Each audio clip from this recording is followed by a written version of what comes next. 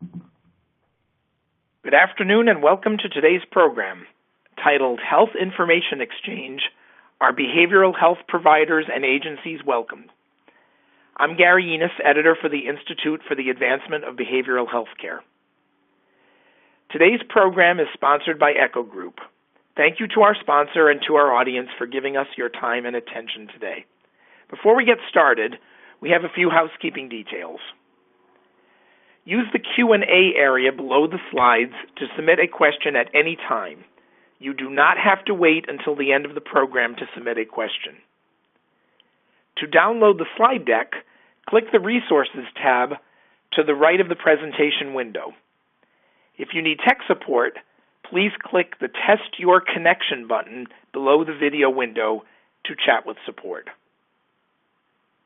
Finally, you also can join our webinar conversation on Twitter by using the hashtag IABHCLiveWebinar. At this time, it is my pleasure to introduce our speaker for today's program, Suki Norris. Suki Norris is a senior knowledge engineer and joined the Echo Group in 1996. She has more than 35 years of experience in healthcare, including healthcare law, managed care, and behavioral health. Suki has extensive experience with Medicaid waivers, meaningful use, and the Excellence in Mental Health Act. Thank you, Suki, for taking the time to speak with us today, and with that, the audience is yours. Thank you so much, Gary, and thank you all for joining us. A little bit, before I get on in the presentation, I just wanted to share just a little bit about the Echo Group. We are privately owned and with about 35 years of experience providing software and services. Our partners collectively work with each of the MCOs in various states and with the Departments of Mental Health. You see a little bit about what our partners have to say. The next slide, and I apologize, is just a reiterance of my many years where I started when I was in kindergarten, so it's great that I could be here now. So today we're going to talk about HIE, and the learning objectives are, as you see there, we're going to define HIE, we're going to understand and determine what the value of it is, and then we're going to look at the challenges that are presented with the inclusion of behavioral health data and how various entities have or have not decided to meet that challenge. To get there, we'll follow the agenda you see. We're going to define HIE, and during that, we're going to look at sort of the values and the benefits that are the ideal of HIE. We're going to take a step out and look at a couple of case studies to give you an idea in real terms how HIE is used or not used in certain situations. And then I've split up healthcare and behavioral health because really how HIE addresses each of those is different, and that difference needs to be understood to really understand the challenges that behavioral health providers play. And then we'll take a step back, and to the extent that it hasn't been made clear, we'll give a little discussion about what that difference is and what the effect of the difference is. We can talk about the future, and then just before the questions, I have one slide to sort of see how much, to give you an idea of something that's current in the news. Don't be afraid. So let's look at the definition of HIE.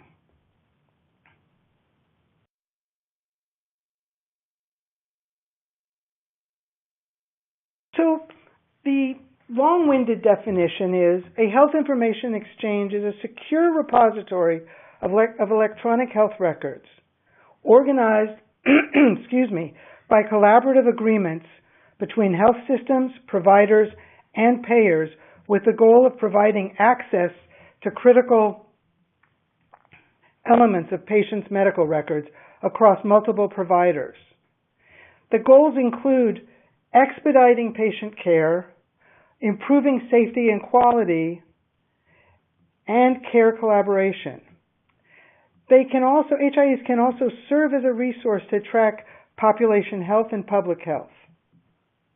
While HIEs vary in the information available, they typically allow providers to access a patient's treatment notes from other providers and other systems and integrate that with their own treatment plan and with a patient's previous care in a real-time method. For those of you who like simpler definitions, HIE, when used as a verb, is moving large amounts of protected health information securely through the internet, encrypted from end to end. Or if you use it as a noun, an HIE is the entity responsible for stewarding the data. Now, a few other definitions that are, I think, important to sort of frame the discussion today. A consumer-mediated exchange is an ability for patients to aggregate and control the use of their health information among providers. That might be a health vault or similar kind of location to manage clients' data. And another one is, and this will come up a lot, as many of you probably know, is the definition of disclosure. And disclosure is the release or transfer or provision of access to or divulging in any other manner of information outside the entity holding the information. One of the methods by which specifically behavioral health information is shared is direct secure messaging, which means moving a single patient record or message securely through the internet, encrypted from end to end. And just in case anybody isn't familiar with encryption, it's really the conversion into a cipher or code of the machine-readable data, and then when it reaches its resting place, to reconvert it back to that machine-readable code or English or the language that it started with. Another element of HIE that doesn't get discussed much but is critical to the exchanging of data is the healthcare provider directory. This is a national directory of health provider name, information, area of practice, etc., that is used to validate the various recipients of data as being recipients that are the same as those identified to receive the data. When we start talking about consent or disclosure, we're looking at a granular choice, and that really means that we're going to allow clients, or do we allow consumers, to reach into the very specific elements of a record to distinguish between legally sensitive clinical conditions versus non-physical conditions that may not be legally sensitive. When we think about HIEs as they get implemented in one of two ways. They will be an opt-in or an opt-out. Now, you may have heard of opt-in or opt-out when managed care comes into your state or other things, and it means exactly the same thing. If I'm an opt-out, everybody will be included. All data will go into the HIE except for those persons who specifically sign a document to say, I don't want my information shared. An opt-in, well, obviously will be the opposite. In an opt-in state, I have to take an action to have my data included in the HIE. Otherwise, I will not be in the HIE. My data will not be included.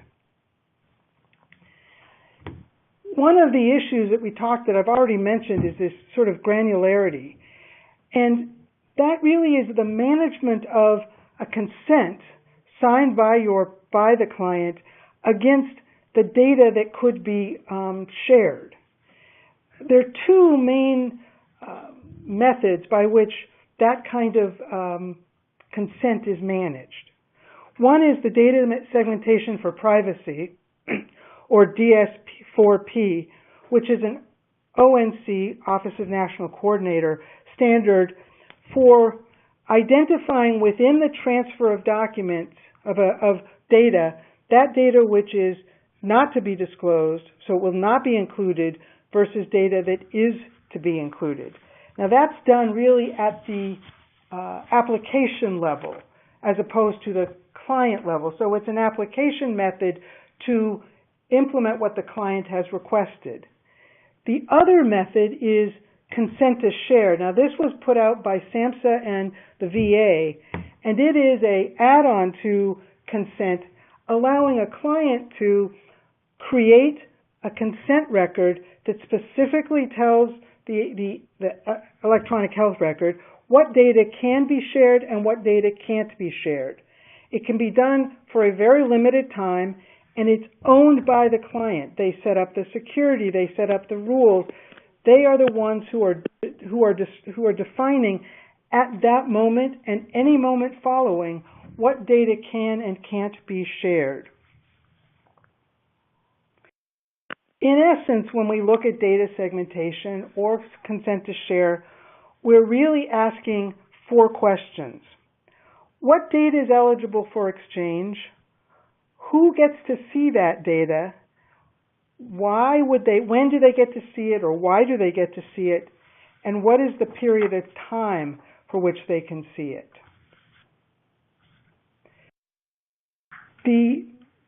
As to data and sort of the clarification of data to one degree or another, the National Health Information Network has identified, together with the National Committee on Vital and Health Statistics, data that we should see that is deemed to be private, and I think the belief is without specific approval should not or cannot be shared. The NHIN is responsible for identifying the categories of sensitive data, allowing that. They recommend how to allow sequestering, and they establish the provisions for emergency release. Now, those areas that are considered private by the National Committee of Vital and Health Statistics include mental health data, including substance abuse, data regarding minors, intimate partner violence or sexual violence, genetic information, and HIV-related information. Those are areas that require a specific method to allow the release of that. Without that method in place, that data is not to be released. Why do we do all this HIE, and how does it feed into words that might be a little bit more familiar or also part of today's nomenclature? It's interoperability. That's the whole goal here, which is the ability of 2 or more systems or components to exchange information and to use the information that's been exchanged. It's really this concept that data can be seen anywhere that the client is. So if I'm a client in a health system and I go from one hospital to another, I'm not bringing my data to the second hospital. They're logging in and seeing that data, at which point that data truly is interoperable. The systems are interoperable. They will talk to each other. They will work together.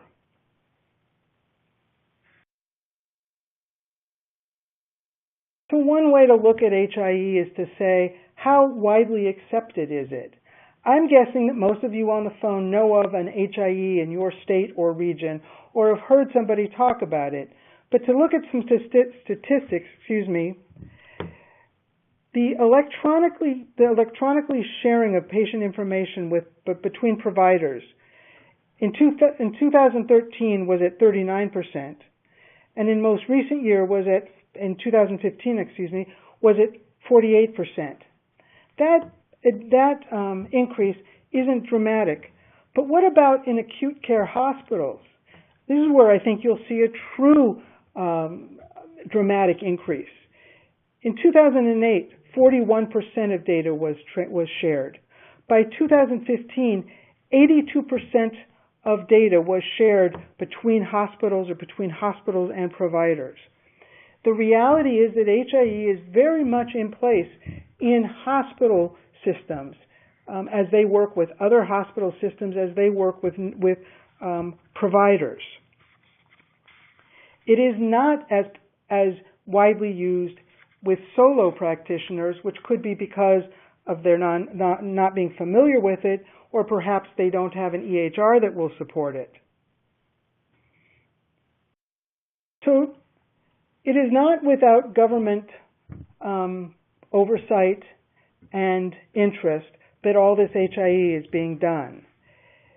Specifically, HHS, or Health and Human Services, has identified 3 areas or 3 priority areas where they have particular interest, and that includes promoting a common standard, building a business case for interoperability, and third, to change the culture around access to information.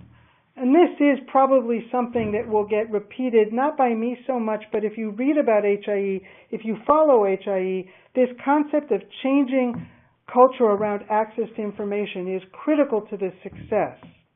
Because just as 20 years ago, or perhaps 36 years ago when I was in kindergarten and started, people didn't have computers. They didn't have an electronic health record. People had paper charts. And if you wanted to change doctors, you went to one doctor and got a copy of your record, and you trucked off to the other doctor and you handed him or her the copy of the record. Over those intervening years, the concept of an electronic health record has become rather commonplace. But those early electronic health records didn't share data as much as they made data easier for your provider to access it. Well, now this focus isn't. We realize that people move. Very few people are living in the same place where they were born, or they had their first job, or they got married, or they had their kids. People move. I live in New Hampshire. I know that at least for 3 months or 4 months, many of the people that live around me move down to Florida. I don't know why that is, but they do. But so when they move to Florida, do you really think they want to bring their medical chart? No. They want to be able to go in and see a doctor, and that doctor knows exactly what their doctor in New Hampshire would know. And that is the goal of HIE, and that is where we are moving towards in our acceptance of HIE. So I told you that we would start with a definition, and then we would look a little bit at the values. They're sort of implicit in what I've said, but just to be a little bit specific, there is widespread acceptance in the medical community that electronic health information exchange is critical to realize quality and efficiency gains from electronic health records. When clinical information is missing, it's not only a source of frustration and delay for clinicians, but can lead to medical errors and suboptimal patient care. As a result, a key component of country-level e-health strategies is enabling HIE across disparate EHRs and approaches to the underlying technical architecture standards, governance, and incentives. We know it's important. We now need rules and methods. We need to create a transportation system for that information to move.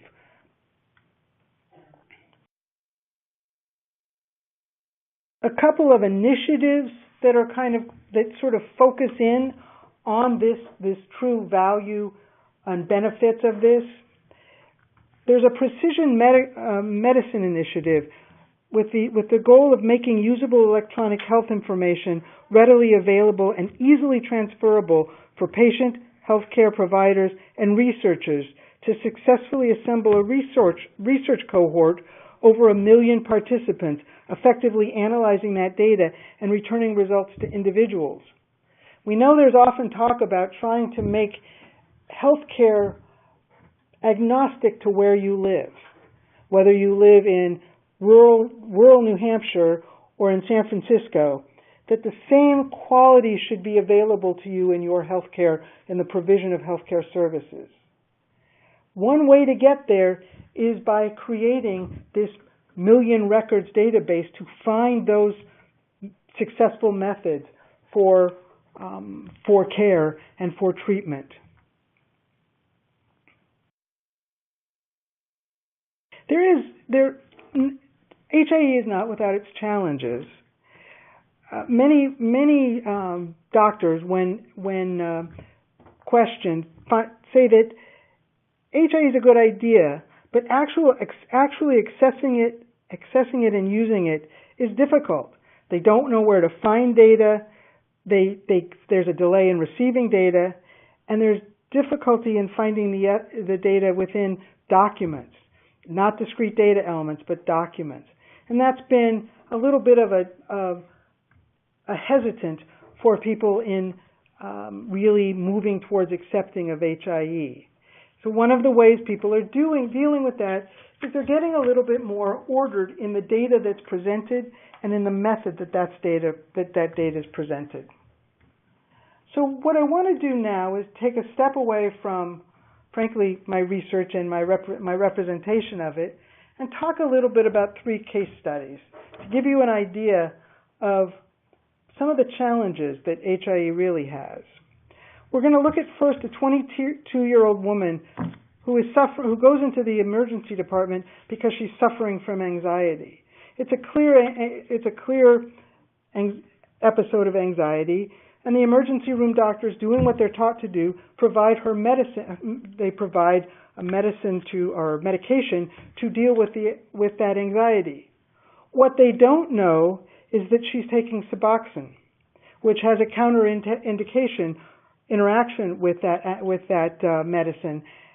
medication. And as a result, the resulting need that she has is much greater, perhaps, than that which she walked in on, than she came in on. The problem?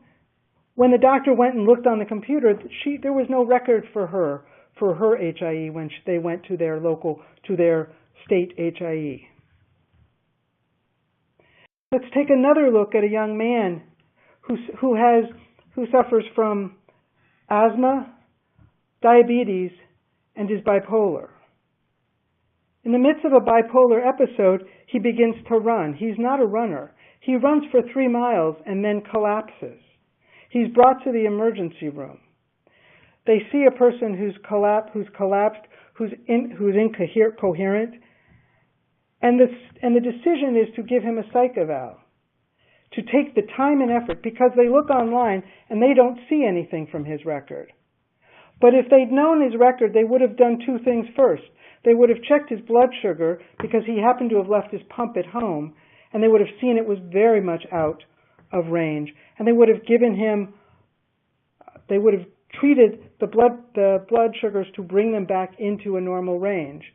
And secondly, they would have seen his breathing, his wheezing, his inability to catch his breath, to answer any questions as an asthma attack, and dealt with that and maybe given him a nebulizer. But they would have dealt with that. And then, if necessary, they could deal with the psychiatric issue if really necessary, but they would have known, perhaps, because that HIE would be available, that those steps were necessary. But they didn't know, and the risk to that patient was greater than the risk to a patient who came in the same way with a record on HIE. Which brings me to my last case study. A 40-year-old woman is found semi-conscious in her home. The ambulance brings her to the emergency room. They look up her record because they thought to bring her wallet, and they see her name. They look it up and they see online on her HIE that one of her diagnoses is that she's diabetic. So the first thing that the emergency room doctor does is he tests her blood sugar. Seeing that her blood sugar is very low, they begin to bring it up slowly.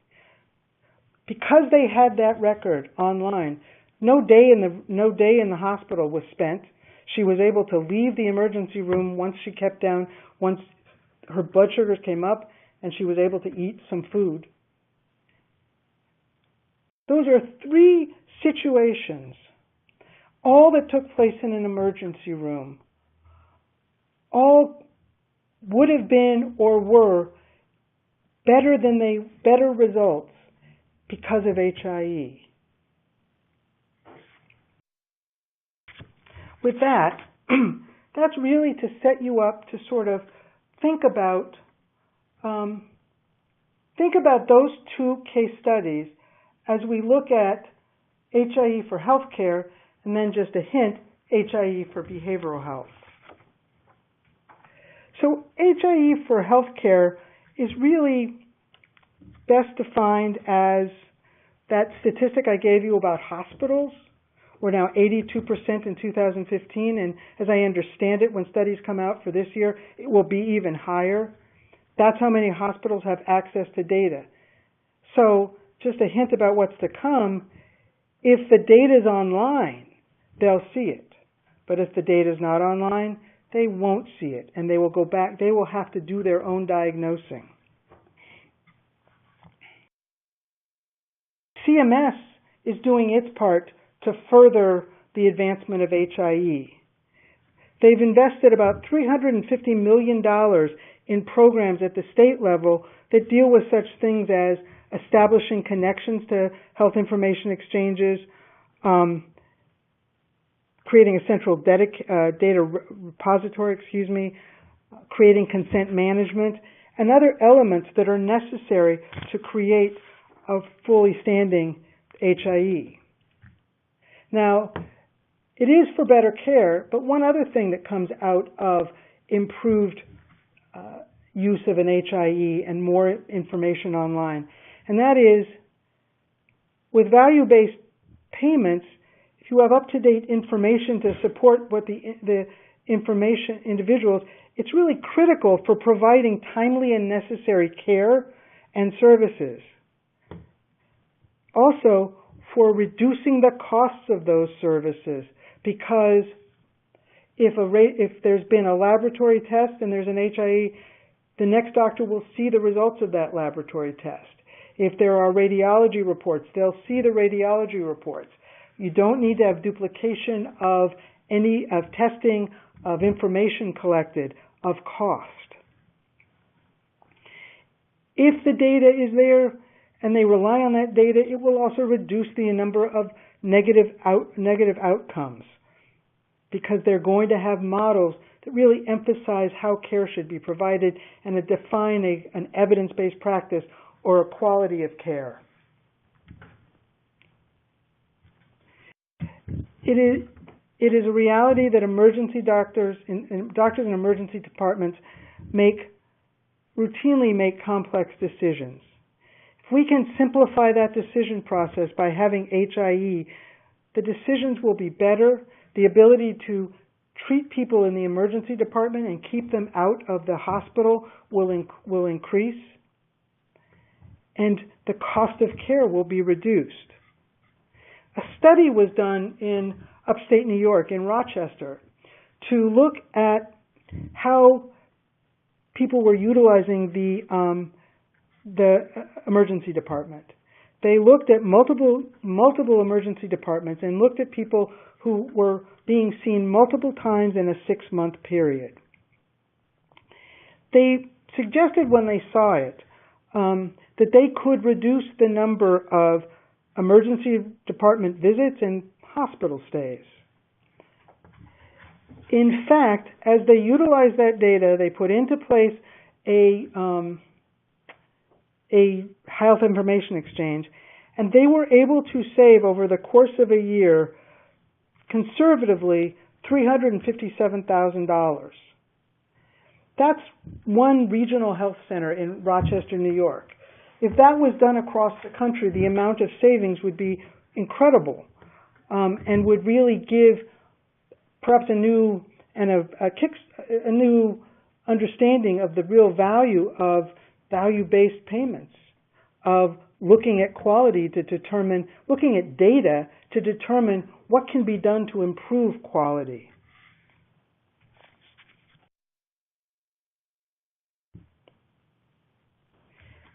Now I want to talk about a couple of states that have done some studies. Or one study was a comparison between Austin, Texas, and New Orleans after the hurricane.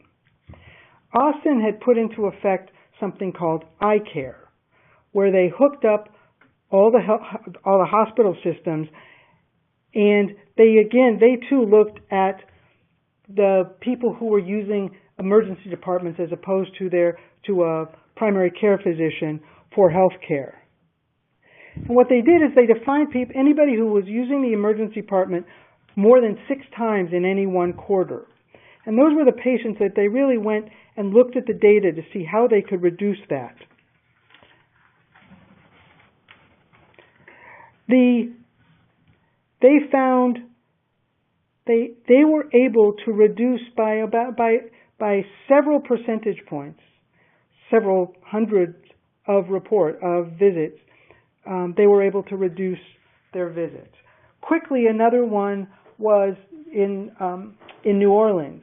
And the point about the New Orleans one is after they started their HIE, they put in to be one of 11 academic centers for research. They were selected, and their HIE information was used for national research to determine best practices and other elements. Finally, the state of Arizona implemented an HIE across the state for all hospitals and primary care physicians. And they were able to implement that, and they found it well used, and they were able to learn equal kind of lessons from that. So there are success stories easily found within the HIE for healthcare. But what happens when we look at behavioral health care? Statistics that you all know, I'm sure, is 45.6 million American adults suffer from a mental illness. 68% of adults with a mental illness have at least one medical condition. What you're seeing here is that if behavioral health data is protected, and such a large percentage of people have both a health condition, a behavioral health condition, what data is being shared for those folks? How are people learning what goes on, the true nature of them, that person, those clients, as clients? So just a heads up, that HIE in Arizona that we talked about, which was for the full state and was very successful, excluded behavioral health data. When Arizona set up a different way to collect health data, it was specifically excluded from the HIE for physical health. They had 2 disparate systems that still do not talk to each other. The New Orleans HIE, which became an academic research center, did not include mental health records, psychotherapy notes, or any drug and alcohol related records, or genetic testing. So how is behavioral health data shared? Generally, it is shared using direct messaging. I spoke of direct messaging before when we went during the introductions. It is a point-to-point sharing of data. So if I know you need data, I will send it to you specifically. You can do nothing with it. You may look at it, and essentially at that point it stops. You can share data of the people you treat. That's direct messaging. The problem with that is, if I'm a physician in an emergency department, I don't know to ask you for the data. So I'm not going to have my young man's data about his about his information. And what generally happens is, because consents, while defined well, are slowly being implemented, if I'm a behavioral health patient, you probably don't have my physical health information either. I am just not included. SAMHSA, understanding that this is a problem, did a call for action, and suggested to ONC that they work with behavioral health partners, with behavioral health providers, to create a better method for the sharing of this data, to improve the connectivity, to improve the inclusion of the data. That is a process that's still going on. So what is the point in showing the two? The point is to really lay out that, excuse me, there are differences in the way physical health data is collected and behavioral health data is collected. And as a result, it forces one to question the results of the studies. If I don't know about your behavioral health diagnosis, I don't really know the whole person. If I am doing population health and I either one, don't include you, or two, include only part of you, then I'm not really getting good information. I'm not getting accurate and a full picture of information that I should have.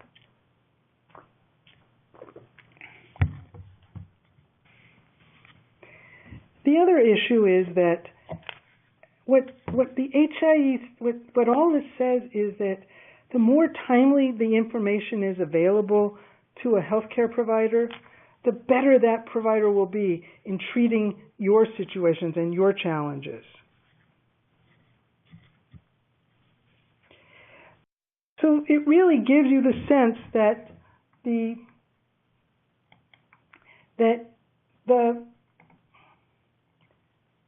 the real difference here is that it is a real risk that not only will people with behavioral health diagnoses not be treated in a manner that's best in their best interest, but their data won't be included in population health studies, that their data won't be included in things that New Orleans does or the other academic research areas do. And in that, we lose the ability to be able to tell a whole truth. Not because we don't want to tell the whole truth, but we put the cart before the horse, and we fail to really think about what we were doing and why we were doing it. So what's the future?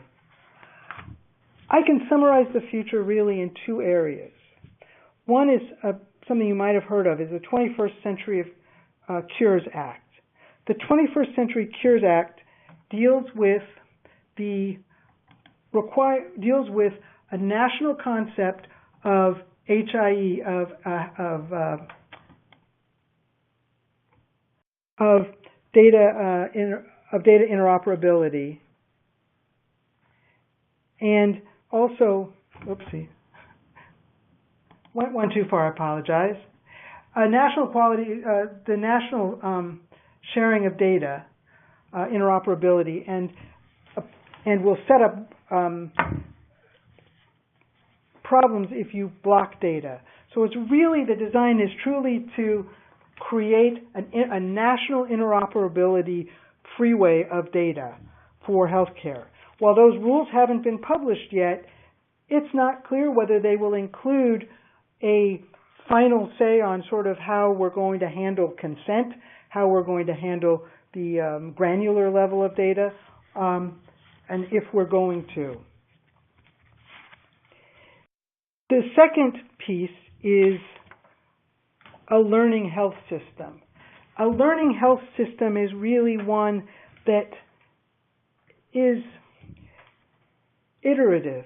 It takes in information, and based on that information, the next results are better. It uses information that shows results, that show best practices, and it incorporates it and presents new results. It's an iterative process that continues to improve with the quality of data that's being brought to it. That's really where we're going. If you look at this slide, the learning health system will be one that improves and involves all the aspects of the person, of the person-centered person, of who you are and what makes you you, and how can we be more supportive, and how can doctors be more responsive to the needs of their patients or the patients they don't know yet. And that's really the issue here. If this data becomes available, if we can find a way to get behavioral health data shared, then what we will get is a better sense of population health, of methods of treatment, of best practices, of centers of care. we will have better answers, and in time, even be able to ask better questions. And that's truly the goal that interoperability has. I don't care where you live or who your doctor is or what hospital you go to. You will benefit from what the best and brightest of information we have learned across the whole population. And it should be noted at this point that there are countries that have figured out a way to share more data without stigma, without workplace problems, but able therefore to make those better decisions, to do that better research, and to provide a more equal care no matter where you might live within the country. And that's really what this is about. If you accept the premise that health information is important, then what you'll accept is that health information works the best when all information is shared. When we know who you are when you request the information, when we can check your credentials electronically, where we can authenticate and then we can authorize that data being shared. That's the ultimate goal. And it is one more time that to do what is in the best interest of behavioral health clients, we all have to figure out a way to address the issues that cause that data to be more protected, to cause that data to not be included, to excluding that data. And we have one other item that I want to share, and that is it's set out by the question that I asked that you saw. Do you know who she is? I'm guessing, unless you're a friend or relative, you probably don't know who she is. But if you get CNBC News alerts on your phone, you know, that electronic thing that makes us all equal because wherever we are, we get them, then you're going to know that she's a young woman who appeared in an emergency department. And they pulled up her record, thinking it was her record, and it had said she'd been pregnant twice. In fact, once she'd lost the pregnancy. When the doctors tried to talk to her about it, she said, "You're crazy. I've never been pregnant." It wasn't because mom was in the room. It was the truth. She had never been pregnant. The fact of the matter is, her record was wrong. In addition, they got the idea that she had she had a diagnosis of diabetes. She did not have a diagnosis of diabetes. She had a diagnosis of I can't pronounce it, I apologize, dermatitis, mitosis. I don't know what it is. I'm not a doctor and I can't pronounce it, but I do know that it causes symptoms like weak muscles and skin rashes. So she found out that her record was completely wrong. So like any person that would find that out, she went to change her record. But then she found out she couldn't. She was not able to change her record. Well, I want to say one thing about that, and that is, as we implement national standards, we had best implement national correction standards as well. It is not fair to anybody, be it a person who had not been pregnant or a person who has been pregnant, a person with a mental illness or without, that wrong information is being shared about them in their health information record. That would do the utmost of harm. Better no record than a record that is not correct. So we have to give people a means to correct it. Even more so because a study that was done by Johns Hopkins study, many of you might have read, I don't know, found that more than 250,000 people in the U.S. die every year from medical mistakes. Other studies, not Johns Hopkins, have found that number to be closer to 400,000. That is the second largest reason why people die in hospitals. If we put in a health information exchange national system, an infrastructure of it, and we don't give people the ability to validate and correct their record, we have done more of a disservice than as we sit here today, not including data that probably should be included. So with that, I just want to say one last thing, and that is, if you download the slide deck, you'll see the last few pages are a bibliography. One of the things I do as I put these talks together is I will do academic research to see what the studies are and to see sort of what's the academic view of things are, because they're doing the studies that go and ask the questions. And if you want to see any of those, they're all available. The names and information about them are all available within the bibliography. And if no other way happens, please feel free to email me. My email address is on the front, and I can get you any of those articles, because as people around me know, I not only have printouts of them, but I have them on my laptop as well. So I want to thank you very much on that note and turn it back to Gary. Suki, thank you very much. Very informative presentation. Folks, we have had some questions that have come in from the audience. I just want to remind everyone that you can still use the Q&A area below the slides on your screen to submit a question. If you want to download the slides, they are available in the Resources tab to the right of the presentation window. Suki, I want to start with a question that came in that says, you said one of the goals of an HIE is data interoperability, but certified EHR systems already have the ability to share data via the CCD. What is the compelling benefit of HIE data interoperability versus CCD data interoperability that justifies the additional significant cost of the HIE infrastructure? Well, first of all, I would hope that HIE and significant costs don't end up in the same sentence. But that said, the difference is, if I want a CCD, I have to request of the other provider for that CCD. With an interoperability, that data is in some other place. That data can be accessed by my going to a location, so I don't have to know who the provider is that has the CCD, because I may not know who the provider is. If a person comes in distress, they're not going to tell me who their doctor in Florida was. I want to be able to go out into the great beyond there and find that record, bringing that record back, and being able then, and then maybe I do want to contact, maybe I need more data, but I want the basis of data to be immediately available without knowing a doctor's name or provider's name, just by going and having it driven by the client's data, the client's information. Excellent. Another question from the audience. Is there a risk of the HIE being hacked and sold or shared illegally by ill-meaning individuals? How hack-proof is it? That is dependent on the HIE.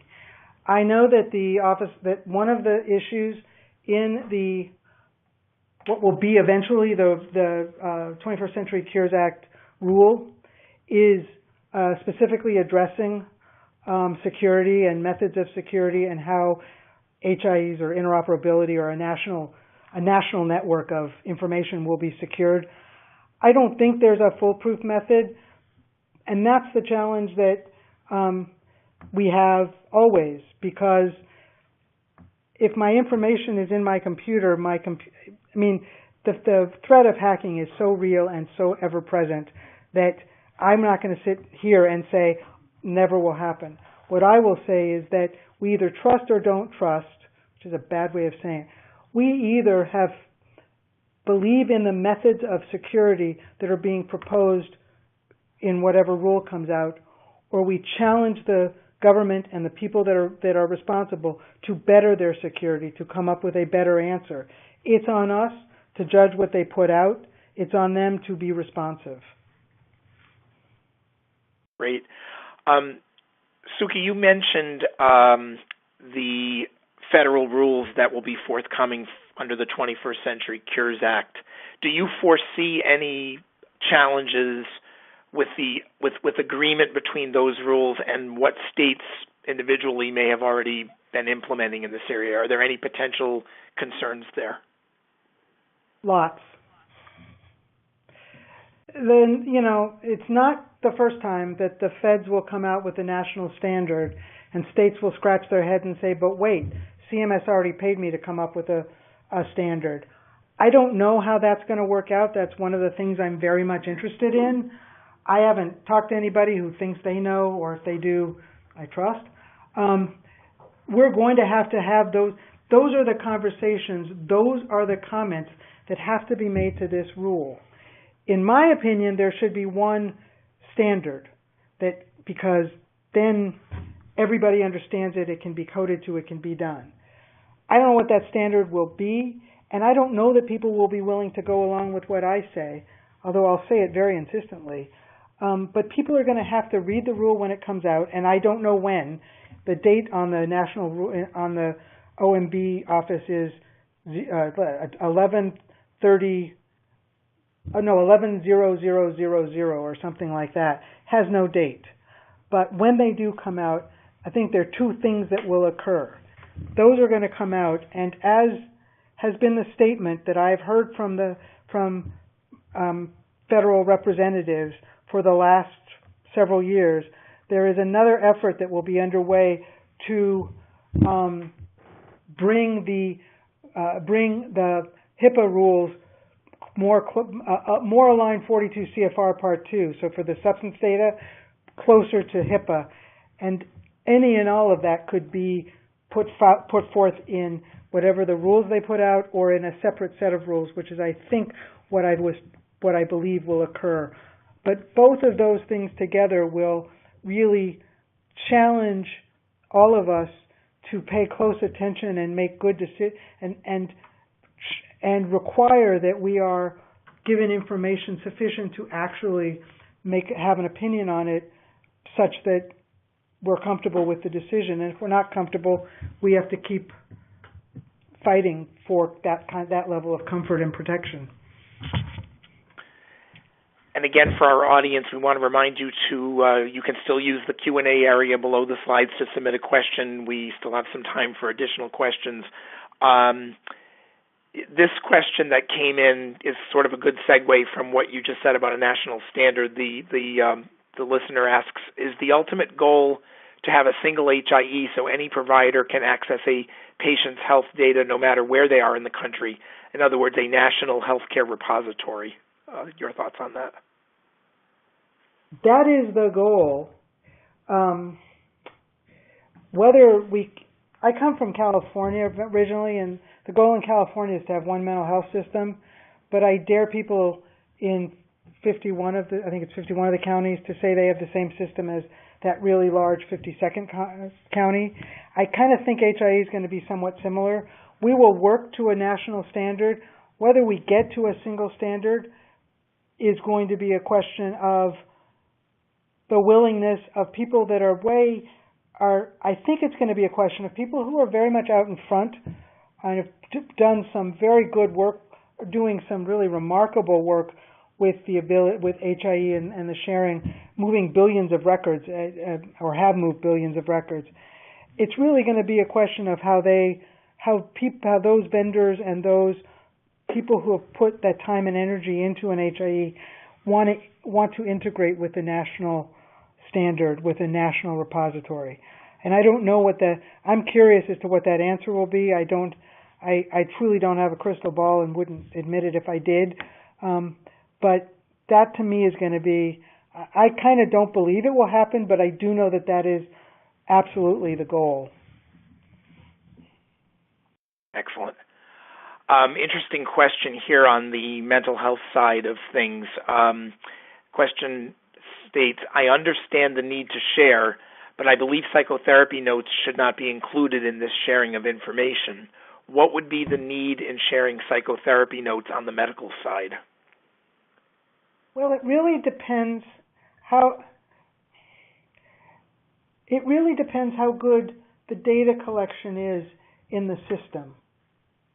So if we're not going to share psychotherapy notes, which would be indicative of there could be information about treatment, about cause and effect, about elements that could be important to an emergency room physician, let's say.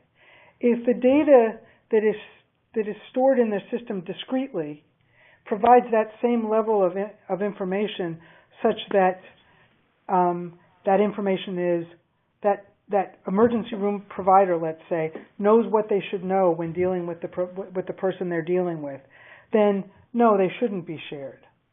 But to the extent that your EHR doesn't collect those discrete pieces of data, then if they're not shared in some way or another, there's not going to be that level of understanding of the patient that's in front of them that they otherwise could understand.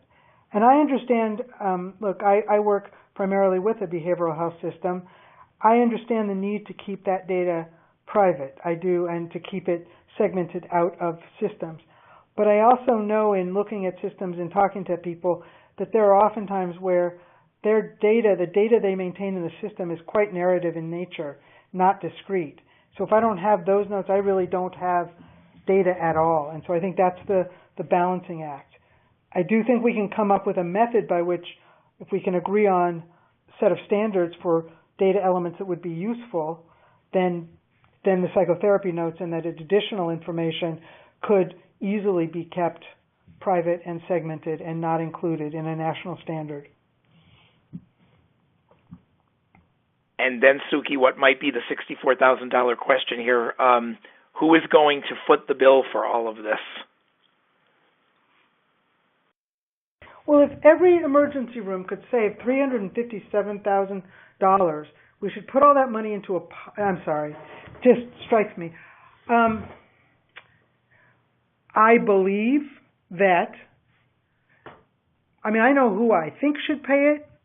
I don't know who will pay it, but I believe that if a national standard is desired, then the people who are responsible for national standards should pay for it, just like they pay for interstates and other things that are of national in nature. To me, this is just like an interstate. It just happens to be in the Ethernet and involve the cars are really health information. That should be paid for by the federal government. And I, for one, am not. I will say that to them, and I do, but I will say that until I'm told to leave or they'll call the police.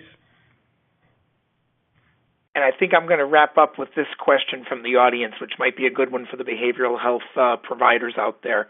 The person asks, so as a behavioral health agency, should we join an HIE today, or will it not be worth our while? If you're in North Carolina, you have no choice. You are required to in order to get Medicaid funding. If you are not in North Carolina, it's not my question as much as it's yours, because the HIE, if you join that HIE, you have to understand what you get to share, what you can share, and what you can't share. And if you don't think that the value of what you can share and what you might get back will improve your quality of care, or improve the quality of care your client receives if they show up at an emergency room or in a different office, then I would not join it. If you do think that the data that you can provide is sufficient, and it is opt-in, not opt-out, and you are going to get important data in return, then I would do it. I would also understand that I can't tell any of our behavioral health partners or anybody else that I talk to that whether or not, when the rules from the 21st Century Cures Act come out, whether or not they will apply to behavioral health providers. I've asked a lot of people and nobody has an answer for me. If they do, then you might as well start thinking now about what it's like to join an HIE. Excellent way to wrap up, Suki. Thank you so much. Folks, that's all the time we have for questions today, but I want to close by thanking Suki Norris once again for an excellent presentation, and I also would like to thank our sponsor, Echo Group, for making today's program possible. Finally, thank you to you and our audience for participating today. We hope you will join us in the future for another IABHC webinar. This concludes today's presentation.